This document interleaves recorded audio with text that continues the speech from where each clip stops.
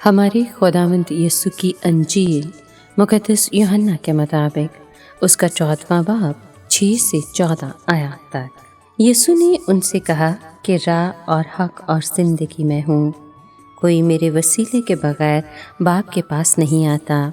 اگر تم مجھے جانتے تو میرے باپ کو بھی جانتے، اور اب سے تم اسے جانو گے اور تم نے اسے دیکھا ہے۔ فیلبوس نے اس سے کہا، اے خداوند، باپ کو ہمیں دکھا تو ہمارے لیے بس ہے۔ یسوع نے اس سے کہا، اے فیلبوس، میں اتنی مدت سے تمہارے ساتھ ہوں، کیا تم مجھے نہیں جانتا؟ جس نے مجھے دیکھا ہے اس نے باپ کو دیکھا ہے۔ پھر تو کس طرح کہتا ہے کہ باپ کو ہمیں دکھا؟ کیا تجھے یقین نہیں کہ میں باپ میں ہوں اور باپ مجھ میں ہے؟ یہ باتیں جو میں تم سے کہتا ہوں اپنی طرف سے نہیں کہتا، لیکن باپ جو مجھ میں رہتا ہے وہی اپنے کام انجام دیتا ہے۔ میرا یقین کرو کہ میں باپ میں ہوں اور باپ مجھ میں ہے، نہیں تو کاموں ہی کے سبب سے یقین کرو۔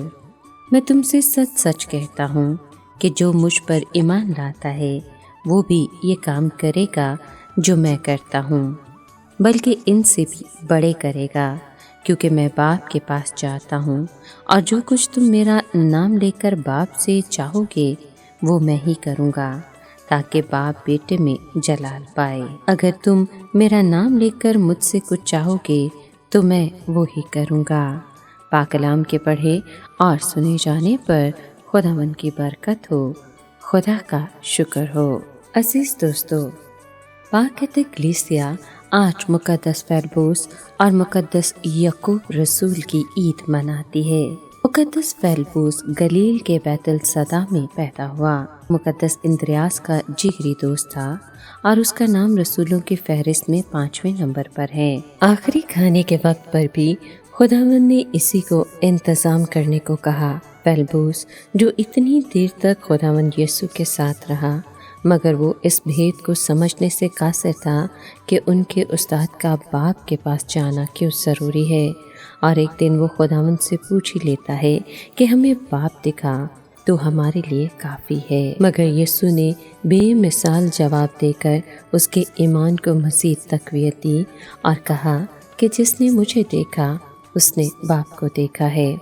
فیلبوس کے اس سوال کے جواب میں خداوند نے اپنے شاگردوں کو باپ اور بیٹے کے یکجا ہونے کا ثبوت دیا۔ فیلبوس نے فروچیا اور یونان میں انجیل کی منادی کی۔ فیلبوس کا نشان صلیب اور روٹیاں ہیں۔ اسی طرح مقدس یعقوب رسول، جسے کلام مقدس میں حلفائی کا بیٹا کہا گیا ہے، خداوند یسوع مسیح کے رسولوں میں سے ایک ہے۔ اسے چھوٹے یعقوب کے لقب سے پکارا جاتا تھا۔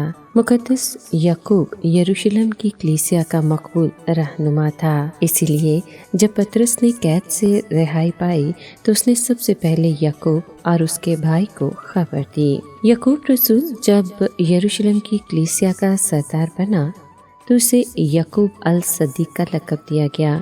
یروشلم کی مجلس میں یہ بات زیر بحث تھی کہ غیر قوموں کو یہودی دستور اپنانا ضروری ہے یا نہیں، تو اس نے مقدس پطرس کے حق میں فیصلہ دیا، جو اس بات کے حامی تھے کہ غیر اقوام براہ راست مسیحیت قبول کر سکتے ہیں۔ یعقوب اپنی تعلیم کے سبب سے بہت سارے فقیہوں اور فریسیوں کے ایمان لانے میں کامیاب ہوا، اس وجہ سے اس کی مخالفت کی گئی۔ ایک دفعہ اس کو ہیکل کے کنگرے سے نیچے گرا دیا گیا، مگر وہ معجزاتی طور پر بچ گیا۔ ایک بار پھر وہ موقع پا کر اسے سنسار کر رہے تھے تو اس نے دعا کی کہ اے باپ، میں تیری منت کرتا ہوں کہ ان کو معاف کر، کیونکہ یہ نہیں جانتے کہ کیا کرتے ہیں۔ ایک کاہن نے یعقوب کے قتل کی مذمت کی اور کہا کہ اس صادق کو سنو جو تمہارے لیے دعا مانگ رہا ہے۔ اسی اثنا میں ایک دھوبی نے کپڑے دھونے والے ڈنڈے سے مقدس یعقوب کے سر پر کاری ضرب لگائی اور اسے وہیں ڈھیر کر دیا۔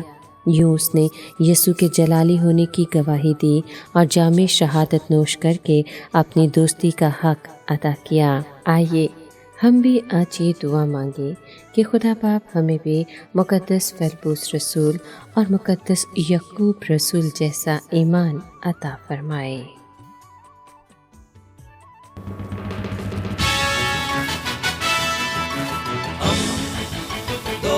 اسی کا پیمبر ریڈیو ویریتاس ایشیا